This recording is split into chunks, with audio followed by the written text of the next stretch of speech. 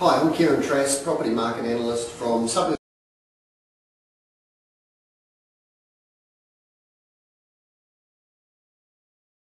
And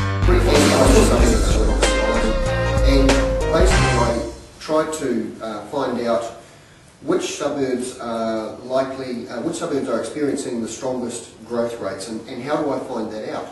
And I looked for some information, and all I could find was the most accurate information I could find was the information produced by Quotable Value New Zealand, and they could tell me that, for example, in West Auckland, that West Auckland had increased by 12% per annum in values over the last 12 months, and they use a house price index, which is considered to be the most accurate house price growth measure available in this country. Now I went to them and said, well, hang on, does that mean this suburb in West Auckland called Henderson, does that mean that went up by 12%? Did every suburb go up by 12%, or did some go up by 18% and some only go up by 6%? How do I know which suburb in that region has done better than another suburb? Basically, they came back and said to me, we can't produce that information, or we won't produce that information. So I actually decided that I would employ some statisticians and find that information out for myself. So what we did is we looked at 15 years worth of house price research. Every sale by a real estate agent registered over a 15-year period. We backdated, we created a localised property price index so that we actually split, for example, West Auckland up into 8 different suburbs, and backdated that index so that we could get the most accurate picture that's ever existed in New Zealand for localised house price growth rates over a long period of time, so that we could look at the trends and also look at maybe some suburbs have performed better than others. Maybe there's a timing issue where if one suburb goes up in value, suddenly another one shortly afterwards will also have a growth in value. So that was the sort of information I wanted. It took a couple of years and a serious effort with some qualified statisticians to actually create this property price index for all of Auckland, Wellington and Christchurch. And now we have that analysis and that data, and we present it through my website called Suburb Watch.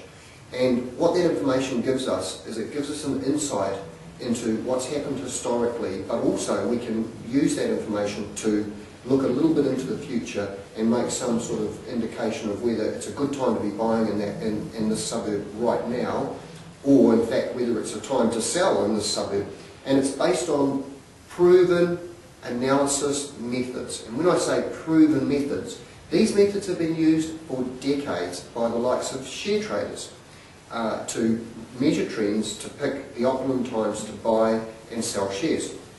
All we do at Suburb Watch is apply the same methodology to our top quality data, which is the best quality property price data available in New Zealand and has ever been available in New Zealand. And we then look at the trends which tell us, hey, this area looks like it's about to have more growth, or in fact, this area looks like growth is disappearing. In fact, we might even be having some negative growth.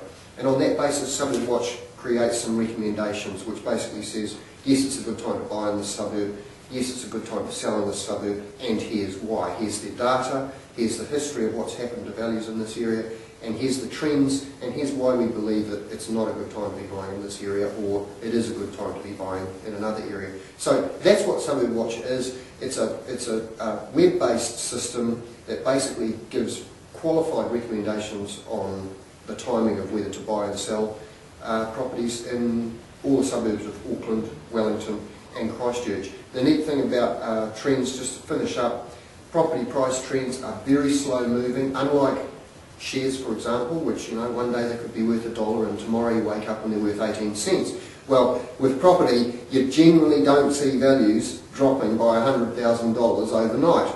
The trend, though, will clearly indicate to us that there is a drop coming.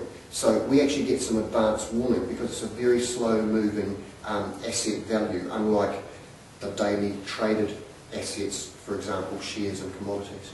So that's a brief introduction to Suburb Watch. I'd encourage you to go to the website and have a look at it, and you can see for yourself. Thank you.